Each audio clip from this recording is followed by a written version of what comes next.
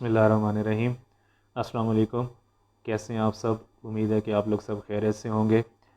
आज की वीडियो का जो टॉपिक है वो डिस्कस करना आप लोगों के साथ बहुत ज़रूरी भी है और एट द सेम टाइम ये टॉपिक बहुत हसास भी है। ज़रूरी इसलिए है कि बीइंग अ मुस्लिम ये हम लोगों पर फ़र्ज़ है कि हम लोग अच्छे और बुरे की अवेयरनेस दें, और हसास इसलिए है कि जो टॉपिक मैं आपसे डिस्कस करने लगा हूँ, अगर उस पर अमल किया गया तो ये अल्लाह और अल्लाह के रसूल की मुखालफत के मुतरादिफ है। आज का जो टॉपिक है वो ट्रांसजेंडर एक्ट है। अगर मैं आपको इसका पूरा नाम बताऊं तो transgender person protection of right act 2018। ये एक बिल है जी, एक एक्ट है जो कि पाकिस्तान की नेशनल असम्बली से पास हुआ है और 2018 में ये बिल पास हुआ है। अब जब 4 साल इसको होने लगे हैं तो अब जाके लोगों को पता चलना शुरू हुआ है कि ये एक्ट क्या है, क्यों दिया गया, इसकी आड़ में क्या क्या कुछ होने लगा है। इस चीज़ को लोगों ने जब फॉलो किया तो उनको पता लगा कि ये क्या क्या चीज़ें हैं। जब मैं इसके बारे में डाटा कलेक्ट कर रहा था तो इस डाटा कलेक्शन के दौरान मेरे जहन में 3 तरह के सवाल आए। सबसे पहला सवाल जो मेरे जहन में आया कि मुझे क्या ज़रूरत है इस एक्ट के बारे में जानने की, क्यों मैं जानूं, क्या ज़रूरत है। दूसरा ये सवाल मेरे जहन में आया कि इस एक्ट से क्या परेशानी होगी। अब ये एक्ट आ गया है या ये बिल जो पास हो गया, इससे क्या परेशानी होनी है।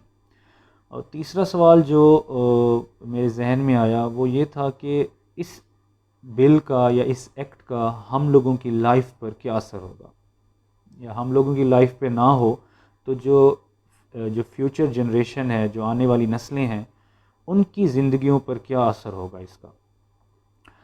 तो सबसे पहले मैं आपको जो वर्ड ट्रांसजेंडर है, जिसको हम इंटरसेक्स भी कह सकते हैं, इसकी आपको थोड़ी सी बता दूं कि ये क्या चीज़ होती है। ये जो इंटरसेक्स या ट्रांसजेंडर जो वर्ड है, ये जो लोग हैं, ये कौन होते हैं? ये वो लोग होते हैं जिनके आज़ा में पैदाइश के वक्त जिनके आज़ा में इबहाम पाया जाता है, एक कन्फ्यूजन होती है, एम्बिग्यूटी होती है। इबहाम से क्या मुराद है कि जब इस तरह के बच्चे पैदा होते हैं तो वो ना तो फ़ीमेल बॉक्सेस में लाई कर रहे होते हैं और ना मेल बॉक्सेस में लाई कर रहे होते हैं, मतलब कि ना वो मर्द की कैटेगरी में आते हैं और ना फ़ीमेल की कैटेगरी में आते हैं।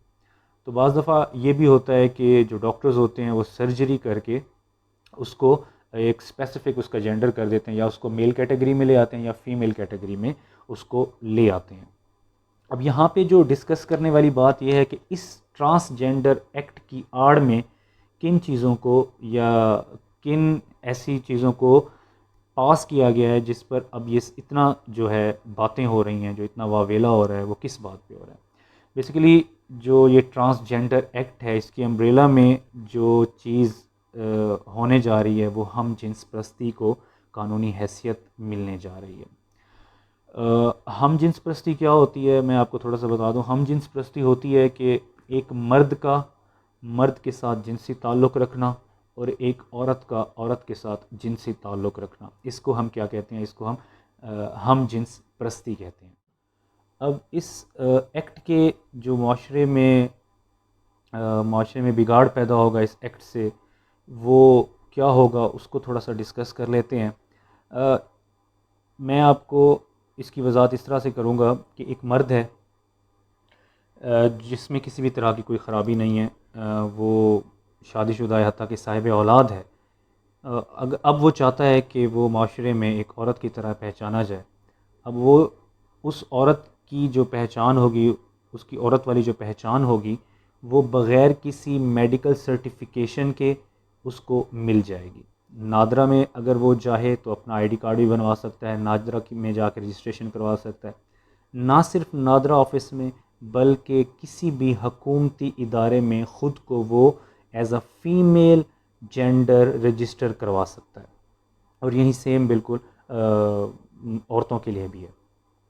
अब इससे क्या होगा कि इसके नतीजे में जो वो मर्द होगा وہ حکومتی کاغذات میں تو اب عورت کنسیڈر ہو چکا ہے، عورت رجسٹر بھی ہو چکا ہے۔ اب وہ کیا کرے گا، وہ کسی دوسرے مرد سے شادی بھی کر سکتا ہے۔ اب آپ سنتے جائیں کہ وہ دوسرے مرد سے شادی بھی کر سکتا ہے۔ عورتوں کے لیے جو جگہیں مختص ہوتی ہیں، جس میں ٹوائلٹ ہیں، سوئمنگ پول ہے، جہاں جہاں عورتیں جا سکتی ہیں، وہاں پہ اب وہ اس قانون کے مطابق وہ جا سکتا ہے، وہ مرد جو ہے وہ جا سکتا ہے۔ اور اسی طرح سے عورت کے لیے بھی ہے کہ جب وہ اپنی registration as a male gender کرا لے گی تو وہ بھی ان جگہوں پہ جا سکتی ہے جو صرف مردوں کے لیے مختص ہوتی ہیں۔ اچھا، اب ان کے کچھ فیکٹس اینڈ فگر پہ بات کر لیتے ہیں کہ جولائی 2018 سے لے کر جون 2021 تک کتنے افراد نے اپنی جنسی شناخت کے کاغذات تبدیل کروائے ہیں۔ ان کی تعداد ہے تقریباً 28,723، اور ان میں سے جو زیادہ ہیں وہ مرد ہیں جو کہ 16,530 ہیں۔ ان کے مقابلے میں اگر عورتوں کو دیکھیں تو 12,154 ایسی عورتیں ہیں جنہوں نے اپنی جنسی شناخت کے کاغذات تبدیل کروا لی ہیں۔ اس پورے طریقہ کار میں جو سب سے زیادہ خوفناک بات ہے، یا جو جس پہ غور کرنے والی جو بات ہے، وہ یہ ہے کہ اس قانون کے تحت آپ کو اپنے آپ کو مرد سے عورت ظاہر کرنے میں اور عورت سے مرد ظاہر کرنے میں کسی بھی میڈیکل سرٹیفیکیشن کی ضرورت نہیں ہے، کسی ڈاکٹر کی گواہی کی ضرورت نہیں ہے۔ بس انسان کے اپنے احساسات اور پوشیدہ جو جذبات ہیں اس کی گواہی اس کے لیے بہت ہے۔ اس کی گواہی کی بنیاد پہ ہی اس کو سرٹیفکیٹ مل جائے گا کہ یہ رجسٹر ہو جائے گا کہ یہ مرد سے عورت ہے اور یہ عورت سے مرد بن گئی۔ میں اپنی بات کو ایک واقعے کے ساتھ ختم کروں گا۔ یہ حضرت عمر کے زمانے کی بات ہے کہ ایک لڑکا جو کہ اپنے مالک کو قتل کر دیتا ہے، قتل کے بعد اس لڑکے کو حضرت عمر کے سامنے پیش کیا جاتا ہے، اور اس لڑکے سے حضرت عمر پوچھتے ہیں کہ تم نے قتل کیوں کیا؟ تو وہ لڑکا بتاتا ہے کہ جو اس کا مالک تھا اس نے اس کے ساتھ زیادتی کی ہے۔ تو یہ اپنی نوعیت کا پہلا واقعہ تھا جو حضرت عمر کے سامنے آیا۔ تو حضرت عمر نے یہ جو کیس ہے وہ حضرت علی کے پاس ریفر کر دیا۔ جب یہ لوگ حضرت علی کے پاس گئے تو حضرت علی نے ان سے کہا کہ آپ لوگ میرے پاس تیسرے دن آنا، میں آپ لوگوں کا فیصلہ کر دوں گا۔ جب وہ لوگ تیسرے دن حضرت علی کے پاس گئے تو حضرت علی نے کہا کہ اس کے مالک کی قبر کو کھودو۔ جب اس کے مالک کی قبر کو کھودا گیا تو اس قبر میں میت نہیں تھی۔ تو حضرت علی نے فرمایا کہ یہ لڑکا سچا ہے، اس کے مالک نے اس کے ساتھ بدفعلی کی تھی، کیونکہ جو مرد کے ساتھ بدفعلی کرتا ہے اللہ تعالیٰ اس کو تیسرے دن قبر سے اٹھا کر قوم لوط میں ڈال دیتا ہے۔ امید ہے کہ آج کی جو ویڈیو ہے وہ آپ لوگوں تک جو میرا مقصد تھا پہنچانے کا وہ پہنچ چکا ہوگا۔ میں امید کرتا ہوں آپ لوگوں سے کہ آپ لوگ بھی اس آواز کو بلند کریں گے، اپنے سوشل میڈیا پلیٹ فارم سے جس میں بھی آپ چاہیں، جس پلیٹ فارم سے آپ چاہیں اس آواز کو بلند کر سکتے ہیں۔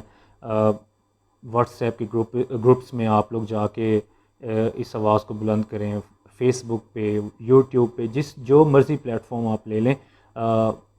آواز کو بلند کرنا، شعور دینا، بیسیکلی یہ مقصد ہونا چاہیے، پلیٹ فارم کوئی بھی ہو۔ تو امید ہے کہ آپ لوگ بھی انشاءاللہ اس میں ضرور حصہ لیں گے، اور اللہ تعالیٰ سے دعا ہے کہ اللہ تعالیٰ ہمیں اس گندے عمل سے اور اس ناپاک عمل سے محفوظ رکھے۔ اپنا خیال رکھیے گا۔ اللہ حافظ۔